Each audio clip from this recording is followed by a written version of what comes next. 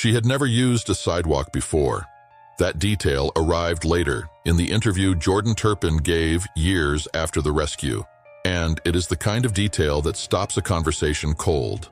She was 17 years old. She had climbed out of a window in a house in Perris, California, in the early morning hours of January 14, 2018, and dropped into a world she had almost never been inside. She was standing on a road when she made the call, not a sidewalk, a road. Because she didn't know about sidewalks. She had never been outside enough to learn where you were supposed to walk. Her hands were shaking so badly she could barely press the buttons. She had never made a phone call before.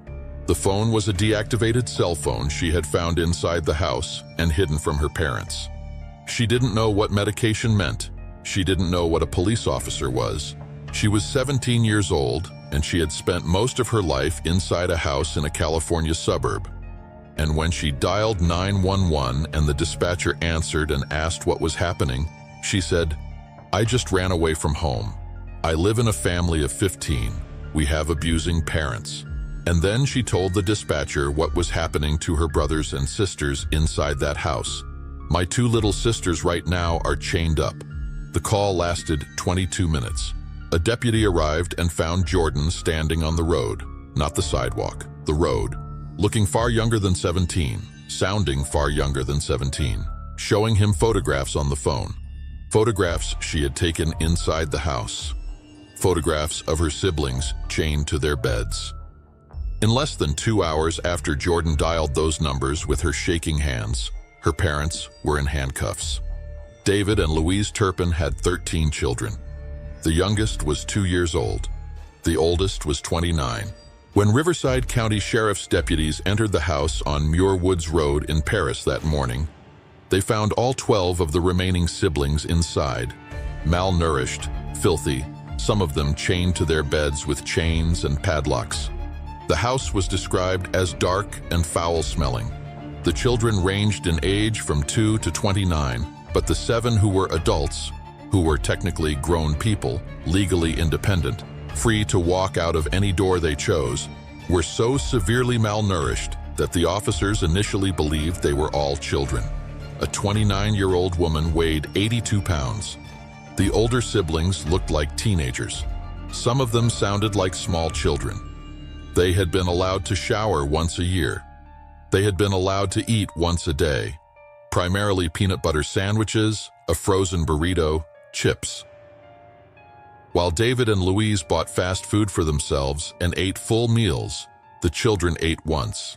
The children who reached for food that wasn't theirs, who touched something that had been placed in the kitchen as a test of their compliance, a test their parents designed and monitored, were punished, tied to beds. Then, after one early escape attempt prompted a change in method, chained. First with ropes, then with chains and padlocks, after the ropes proved insufficient. Prosecutors said the children were not freed from their shackles to use the bathroom. The grandparents, David Turpin's parents, had visited the family 4 or 5 years before the rescue. Even they had noticed something was wrong with the children. They had mentioned it to each other but had not called anyone. They hadn't known who to call or what exactly to say or whether what they had noticed was as serious as it felt. They went home and the door closed again. The neighbors knew almost nothing. One described the family as intensely private. One said they were like the vampire family from Twilight. Really, really pale, only coming out at night. One former neighbor in a previous home described his wife encountering 2 of the girls at the mailbox. She said they both talked at the same time, saying the same thing, robotic, like clones, wearing matching clothes. The children were not allowed to play outside. They were not enrolled in any school that anyone could contact. David Turpin had filed paperwork with California registering the house as a private school, a filing that required no inspection, no certification, no verification of any kind. The filing was all that stood between the Turpin household and mandatory reporting requirements. A single document filed once, and the state looked away. The private school exemption was a real regulatory gap that the Turpin case exposed to public scrutiny. California law required homeschooled children to be registered, but registration as a private school bypassed the oversight mechanisms that applied to public and most private institutions. No credentialing requirement, no annual check, no teacher qualification threshold, no visit from any official to verify that education was actually occurring. David Turpin filed the paperwork, and that was the end of the state's involvement with 13 children who were being chained to furniture and fed once a day and allowed to bathe once a year. The Facebook page told a different story. David and Louise Turpin maintained a presence on social media that looked, if you scrolled through it, like an unusually large and unusually photographed American family doing normal American family things. There were trips to Disneyland. The family had annual passes. There were photographs of the children in matching outfits, the girls in identical dresses, the boys in identical suits. There was a vow renewal ceremony in Las Vegas at a chapel on the Strip with an Elvis impersonator and all 13 children in attendance, dressed in their matching clothes, standing beside their parents in the performed tableau of a happy family, renewing its commitment to itself. The photographs were warm and well-lit and normal-looking. People who saw them on Facebook saw nothing unusual. They saw a large religious family that dressed their children in matching clothes and went to Disneyland and renewed their vows with Elvis. Inside the house, 2 young sisters were chained to their beds. The gap between those two realities, the Facebook page and the chains, is what the Turpin case put in front of the country in January 2018. And it is a gap that the country has not fully recovered from looking at. Not because child abuse is rare, and not because family secrets are unusual in true crime cases, but because of the specific quality of the concealment. The annual passes to Disneyland, the matching outfits assembled and dressed and photographed, the Elvis impersonator, the vow renewal, the careful construction of a family portrait that could be shared publicly and believed. The children who were taken to Disneyland wore their matching outfits and had their photographs taken and then went home. Inside the house, they were not allowed to touch the food in the refrigerator. They were allowed to bathe once a year. Some of them were chained to furniture. They ate once a day, if they were fed at all. Jordan had been planning the escape for 2 years. She had talked about it with some of her siblings. They had rehearsed it, or something like a rehearsal, discussing what would happen, what she would say, who she would call. Jennifer, the oldest, had been approached by Jordan about escaping together. Jennifer had been too afraid. She told Jordan, "If something happened, at least I died trying." Those were words Jordan carried with her to the window and threw it and onto the road on January 14th. She said later that she was always terrified that if she called the police or tried to escape, she would be caught. And if she was caught, she knew she would die. She had seen what happened when her parents caught one of the siblings doing something forbidden. She had seen what strangulation looked like. Her mother had choked her once. She thought she was going to die. She called anyway. The 911 dispatcher who received Jordan's call at approximately 6 a.m. was processing in real time a description of something that didn't immediately fit any existing framework. A 17-year-old who sounded much younger, saying her family had abusing parents, saying her sisters were chained up, saying they lived in filth, saying sometimes she woke up and couldn't breathe because of how dirty the house was. They never take baths. The dispatcher tracked her GPS location and dispatched a deputy. The deputy arrived and found Jordan on the road, not the sidewalk. And she showed him the photographs, and the deputy understood that what he was walking into was not a routine welfare check. Officers knocked on the door of the Turpin house for more than 2 minutes before David and Louise Turpin answered. The body cam footage from those 2 minutes shows a quiet Paris street in the early morning, a house that looks from the outside like every other house on the block, officers waiting on a porch. Nothing from the outside suggested what was inside. The house was just a house. The neighborhood was just a neighborhood. The door was just a door. When David Turpin opened it, the officers went in. The body cam footage of the interior has been described as something that the officers who were there say they cannot fully articulate even now. The smell hit first. The darkness. The children's faces when they saw unfamiliar adults. Not relief immediately, but fear, because unfamiliar adults in their world had always been a source of danger, never rescue. The chains on the beds, the condition of the rooms, the condition of the children. A 29-year-old woman who weighed 82 pounds. Officers asked the parents where the keys to the chains were. They were asking the people who had put the chains on where the keys to remove them were. David and Louise Turpin were handcuffed and removed from the house. The children were unshackled. The ambulances came. The children were taken to 2 hospitals, the adults to Corona Regional Medical Center, the younger children to Riverside University Health System Medical Center. At the hospitals, the medical staff encountered people who had no framework for what they were experiencing. Some of the Turpin children did not know what medication was. Some did not know what a police officer was. Jordan, at 17, had never used a phone before the night of her escape. She had never spoken to anyone outside her family on the phone. She had never understood that there was a sidewalk and a road and a difference between them. Some of the children did not understand that they had been rescued. Some did not immediately understand that they were safe, because safe was not a concept that their life had given them a reliable definition of. The medical staff and social workers who worked with them in the first days described the process of explaining the situation, explaining what was happening, explaining the outside world as something that required an entirely different vocabulary than the one they usually used. David and Louise Turpin were charged with 14 felony counts each. The charges included torture, false imprisonment, dependent adult abuse, and child abuse. They were held on $9 million bail. In February 2019, both pleaded guilty.